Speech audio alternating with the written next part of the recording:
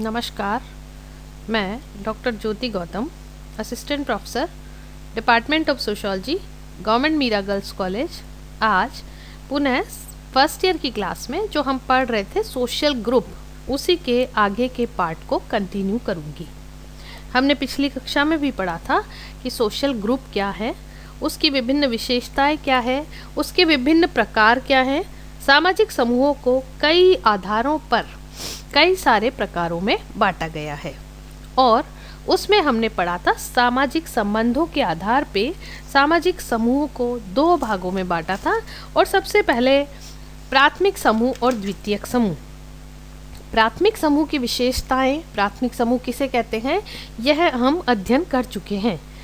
प्राथमिक समूह चार्ल्स कूले ने सबसे पहले इसके बारे में। तो आज की क्लास में हम पढ़ेंगे द्वितीयक समूह, सेकेंडरी ग्रुप। प्राथमिक समूह जिनमें घनिष्ठता पाई जाती है, आमने सामने के संबंध पाए जाते हैं, वे परस्पर एक दूसरे से निकटता का अनुभव करते हैं। तो जस्ट इसका अपोजिट है सेकेंडरी ग्रुप, द्वितीयक समूह। इसके भाषाएं ली है प्रोफेसर डेविस ने लिखा है, द्वितीयक समूह को स्थूल रूप से सभी प्राथमिक समूहों के विपरीत कहकर परिभाषित किया जा सकता है। अर्थात द्वितीयक समूह प्राथमिक समूहों के अपोजिट हैं। दूसरी है, बेरस्टेड ने बताया वे सभी समूह द्वितीयक हैं जो प्राथमिक नहीं है, अर्थात जो प्राथमिक नहीं है वो सेकेंडरी ग्रुप है। तो इन परिभाषाओं से यह स्पष्ट हो रहा है कि द्वितीयक समूह वे समूह हैं जिनमें सदस्यों के बीच अवैयक्तिक संबंध पाए जाते हैं। व्यक्तिगत रूप से सदस्य को एक दूसरे को जानना आवश्यक नहीं है। ऐसे समूहों में शारीरिक निकटता भी आवश्यक नहीं है। ये संबंध अनौपचारिक प्रकार के, जीवन के किसी एक पक्ष से संबंधित अस्थायी प्रकार के और विशेष हितों पर आधारित होते हैं। तो द्वितीयक समूह वे हैं जो प्राथमिक। इन परिभाषाओं के आधार पे हम इनकी प्रमुख विशेषताओं को समझने का प्रयास करेंगे। मुख्य विशेषताएं हैं उद्देश्य प्राप्ति के लिए संगठित। जैसा हमने प्राथमिक समूहों में पढ़ा था कि प्राथमिक समूह कैसे होते हैं, स्वतः विकसित होते हैं, उन्हें किसी उद्देश्य के लिए संगठित नहीं करना पड़ता। लेकिन सेकेंडरी ग्रुप उद्देश्य प्राप्ति के लिए संगठित होते हैं। इसकी सेकंड विशेषता है व्यक्तिगत रूप से जानना आवश्यक नहीं। इन समूहों में सदस्यों का एक दूसरे को व्यक्तिगत रूप से जानना आवश्यक नहीं है। यहाँ संचार के साधनों द्वारा भी सदस्यों के बीच संबंध स्थापित हो सकते हैं। और प्राथमिक समूह में हमने देखा था कि उनमें आपस में वैयक्तिक संबंध होते हैं। इसकी नेक्स्ट विशेषता है शारीरिक निकटता का अभाव। द्वितीयक समूहों में शारीरिक निकटता नहीं पाई जाती। शारीरिक रूप से वे दूर दूर रहकर भी संबंध स्थापित कर सकते हैं। नेक्स्ट विशेषता है व्यक्तित्व के किसी एक पक्ष से संबंधित। द्वितीयक समूह व्यक्तित्व के किसी एक पक्ष से संबंधित होते हैं। जैसे हम किसी शिक्षण संस्था में अटेंड करते हैं, ज्वाइन करते हैं, तो वह हमारे शिक्षा से संबंधित है। कभी हम बाजार जाते हैं, मेले में जाते हैं, हम उस समूह के अंग बन जाते हैं, पर हमारी आवश्यकता या हमारी किसी एक पक्ष से ही वह संबंधित रहता है। नेक्स्ट विशेषता है बड़ा आकार। द्वितीयक समूहों का आकार बड़ा होता है जबकि प्राथमिक समूहों का आकार छोटा होता है। तो इसका बड़ा आकार होने की वजह से इसमें वैयक्तिक संबंध होना आवश्यक नहीं है, शारीरिक निकटता होना आवश्यक नहीं है। द्वितीयक समूह एक बड़े आकार के समूह। नेक्स्ट विशेषता है सदस्यों के उत्तरदायित्व सीमित। द्वितीयक समूह में सदस्यों के उत्तरदायित्व सीमित होते हैं। वे पूर्णतया किसी पर आश्रित नहीं होते, बल्कि कुछ आवश्यकताओं की पूर्ति के लिए वे एक दूसरे से जुड़े होते हैं। उसके बाद उनका उत्तरदायित्व समाप्त हो जाता है। नेक्स्ट है संबंधों में औपचारिकता। द्वितीयक समूह में संबंधों में औपचारिकता पाई जाती है। व्यक्ति के बजाय परिस्थिति का ज़्यादा महत्व होता है। द्वितीयक समूह में व्यक्ति ज़्यादा इम्पॉर्टेंट नहीं है, उसका पद अधिक इम्पॉर्टेंट होता है। इसी कारण संबंधों में औपचारिकता पाई जाती है, गहनता नहीं पाई जाती। नेक्स्ट है समझौते की प्रकृति के संबंध। द्वितीयक समूहों में जो संबंध बनते हैं वे संविदा के आधार पर होते हैं या समझौते की प्रकृति के होते हैं, जो निश्चित नियमों और शर्तों से काम करते हैं। इसमें शर्तें और नियम लागू होते हैं कि यदि ऐसा हुआ तो मैं भी ऐसा करूँगा, यदि आपने ऐसा किया तो हम भी ऐसा करेंगे। तो इस प्रकार निश्चित नियमों और संविदा पर आधारित संबंध द्वितीयक समूहों में पाए जाते हैं। नेक्स्ट है घनिष्ठता का अभाव। सेकेंडरी ग्रुप्स में घनिष्ठता का अभाव पाया जाता है। इनमें आपस में बहुत घनिष्ठता नहीं पाई जाती। संबंध औपचारिक होते हैं, उद्देश्य प्राप्ति के लिए बनाए जाते हैं, अस्थायी प्रकृति के होते हैं और आवश्यकता पूर्ति के बाद धीरे धीरे अपने आप ही समाप्त हो जाते हैं। तो इनमें घनिष्ठता का अभाव पाया जाता है। नेक्स्ट है विशिष्ट आवश्यकताओं से संबंधित। द्वितीयक समूह विशिष्ट आवश्यकताओं से संबंधित होते हैं। इनमें कोई ना कोई ये किसी न किसी आवश्यकता की पूर्ति करने के लिए बनाए जाते हैं। जैसे हमने पहले भी पढ़ा कि द्वितीयक समूह उद्देश्य पूर्ण रूप से गठित होते हैं, किसी उद्देश्य की प्राप्ति के लिए होते हैं। तो उसी तरह यह किसी न किसी आवश्यकता की पूर्ति करते हैं। तो इस प्रकार हमने देखा कि वे समूह द्वितीयक समूह है जो प्राथमिक नहीं है और इनमें प्राथमिक समूह के अपोजिट विशेषताएं। हर चीज के दो पहलू होते हैं, ये लगातार मैंने हर वीडियो में आपको बताया है। तो अभी हम पढ़ेंगे द्वितीयक समूह का प्रकार्यात्मक पक्ष। वे कौन से पक्ष हैं जो द्वितीयक समूह को महत्वपूर्ण बनाते हैं, जिनके कारण द्वितीयक समूह की आवश्यकता को हम समाज में महसूस करते हैं। फर्स्ट है सामाजिक परिवर्तन एवं प्रगति में सहायक। ये समूह सामाजिक परिवर्तन के माध्यम से सामाजिक प्रगति में योग देते हैं। इन समूहों के प्रभाव से व्यक्ति तार्किक दृष्टिकोण अपनाता है, भाई भतीजावाद में कुछ मुक्ति प्राप्त होती है, अपनी प्रथाओं, रूढ़ियों और अंधविश्वासों से छुटकारा प्राप्त करता है।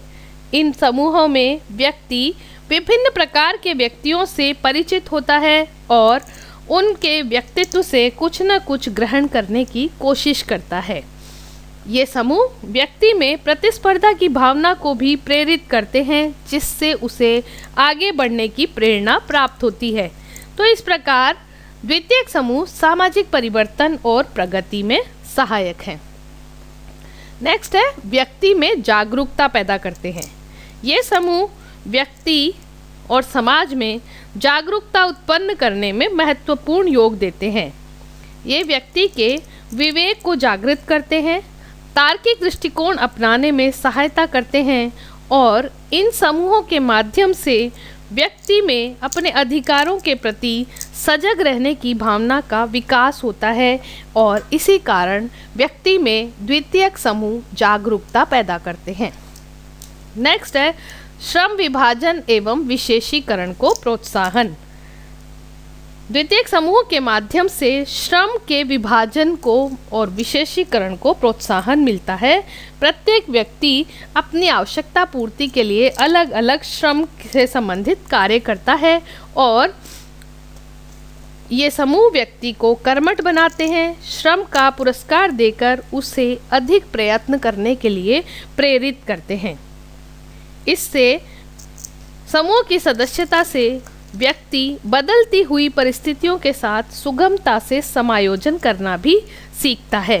तो इस प्रकार द्वितीयक समूह श्रम विभाजन और विशेषीकरण को प्रोत्साहन प्रदान करते हैं।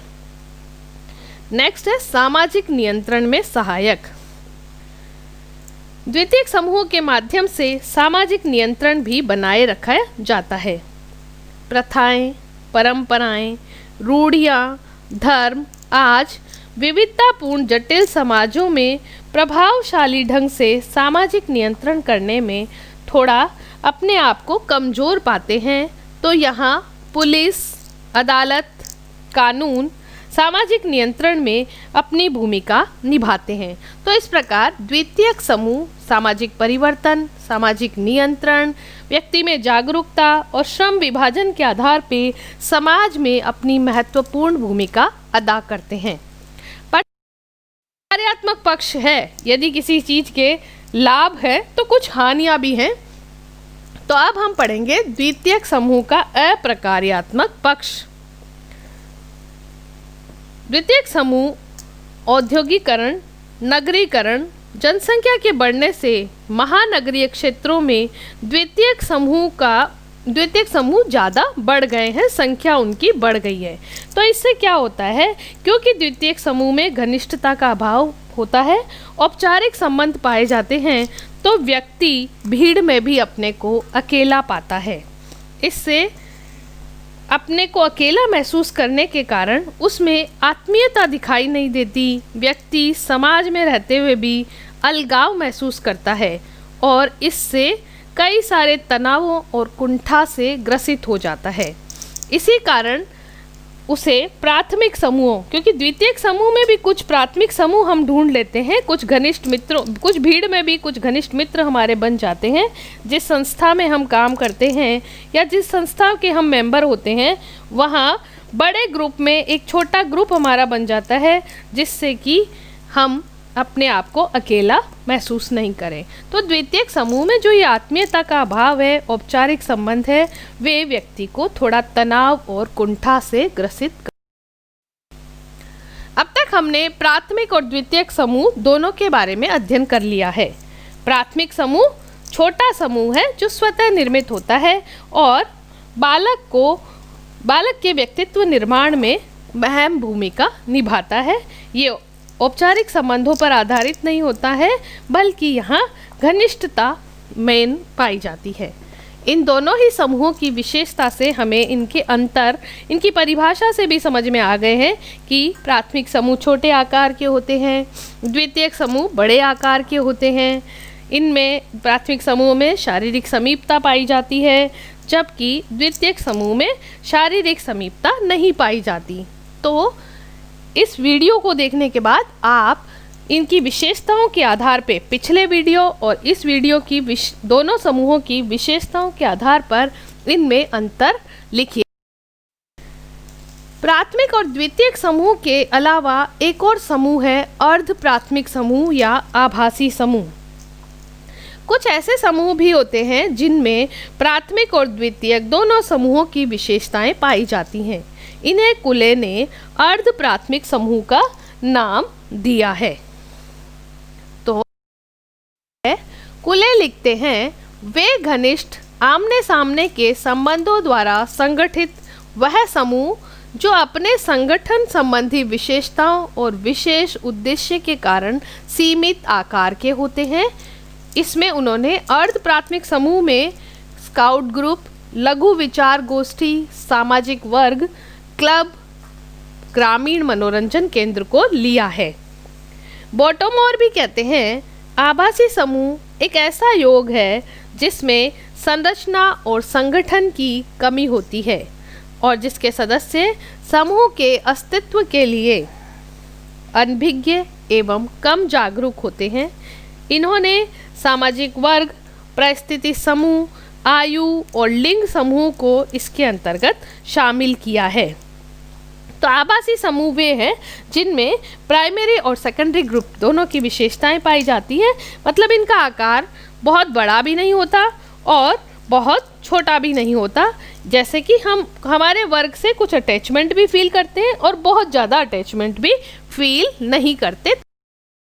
समूह एसी मेयर ने अर्ध प्राथमिक समूह को दो भागों में बांटा है, वर्गीकृत समूह और अंतःक्रियात्मक अर्ध समूह।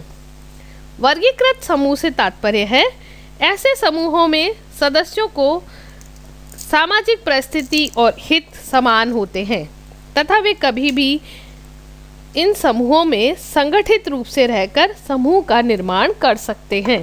तो हमने देखा कि वर्गीकृत अर्ध समूह क्या है। ऐसे समूह अपनी परिस्थिति और हित में समान होते हैं, इनके हित आपस में एक जैसे होते हैं और वे संगठित होकर किसी समूह का निर्माण कर लेते हैं। अंतःक्रियात्मक अर्ध समूह क्या है?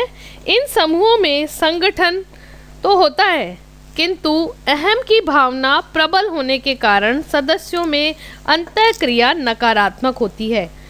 जब अंतःक्रिया सकारात्मक रूप ले लेती है तो अपने संगठन के आधार पे ये अर्ध समूह में परिवर्तित हो जाते हैं। अर्थात यह भी एक संगठन है, लेकिन इसमें संगठन को प्रेरित करना पड़ता है, संगठन को बनाना पड़ता है। तो अभी तक हमने पढ़ा अर्ध प्राथमिक समूह, प्राथमिक समूह, द्वितीयक समूह। अब हम पढ़ेंगे प्राथमिक समूह और अर्ध प्राथमिक समूह में अंतर। प्राथमिक समूह व्यक्ति की संपूर्ण क्रियाओं को प्रभावित करते हैं, जबकि अर्ध प्राथमिक समूह कुछ विशेष हितों और व्यवहारों से संबंधित होते हैं।